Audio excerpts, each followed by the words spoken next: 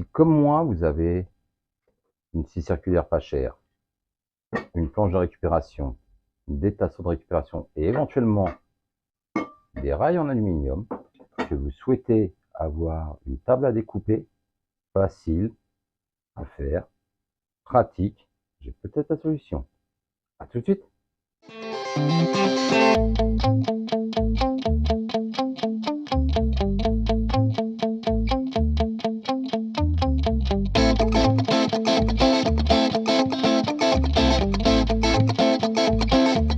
Nous avons pris les mesures de notre planche, vérifié que ça soit bien à l'équerre, pris nos tasseaux, collé à chaque extrémité en vérifiant toujours que l'on soit bien à l'équerre de chaque côté, mis des serre-joints, serré fort et collé.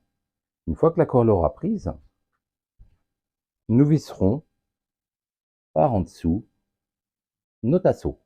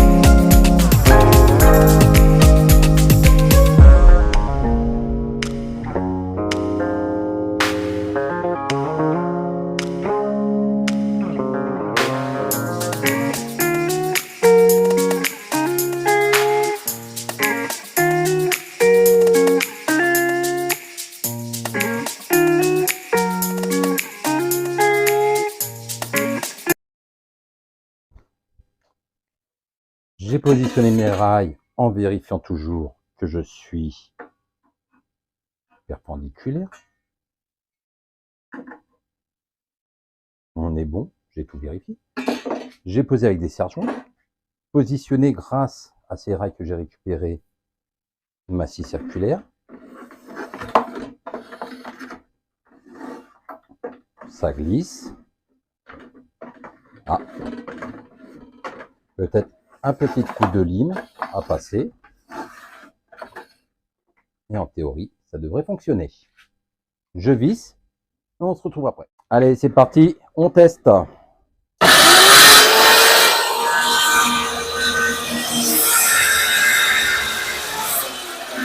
Bon, le juge de vérité. On prend notre équerre. Mon trait de coupe. Et bon. Mon trait de coupe est bon. C'est parfait tout ça. Donc comme vous pouvez le voir, avec du matériel de récupération, nous arrivons à faire une table de scie. Alors, c'est pas du travail de professionnel, hein, mais voilà, pour couper des tasseaux, des planches.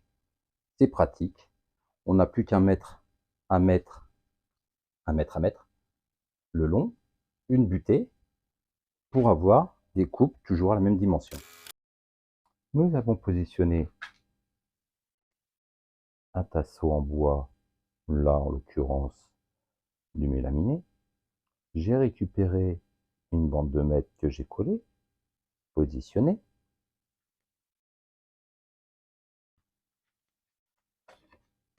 Couper un petit morceau pour tester notre équerrage. Alors, je ne suis pas parfait. Pourquoi? Comme je vous le disais, ma coupe n'est pas perpendiculaire et à l'angle droit. J'avais tout vérifié sur ma planche, je suis bien à l'angle droit, et j'ai trouvé pourquoi. Je vous montre tout de suite. Cette scie, qui est une scie vraiment très premier prix, très bas de gamme, que j'ai récupérée, a du jeu, vous voyez, au niveau de son socle. Ce qui fait que quand on coupe, on appuie et on n'a pas de coupe droite. Je dois recevoir une scie de marque japonaise que j'adapterai et normalement nous serons droits. Le mètre nous permet de positionner un tasseau, une planchette par exemple à 10 cm. Je fais un blocage avec soit un autre tasseau, un serre-joint, une vis, ce qui fait que si j'ai plusieurs coupes à 10 cm, je me positionne, je coupe, je me positionne, je coupe, sans devoir à chaque fois mesurer ou sortir la règle des serre-joints et bloquer. J'ai utilisé donc des rails en aluminium, mais on peut tout aussi bien récupérer par exemple un tasseau, visser un autre tasseau comme ceci. Bon, bien sûr, moins haut.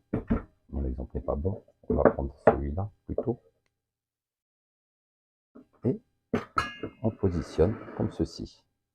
Le but étant d'être toujours bien droit pour pouvoir lisser notre scie. Le système fonctionne donc comme ceci. On peut aussi prendre une défonceuse, faire une rainure pour que ça vienne s'encastrer. Vous trouverez sûrement plein d'autres idées sur internet. Je vous remercie pour votre visite sur ma chaîne.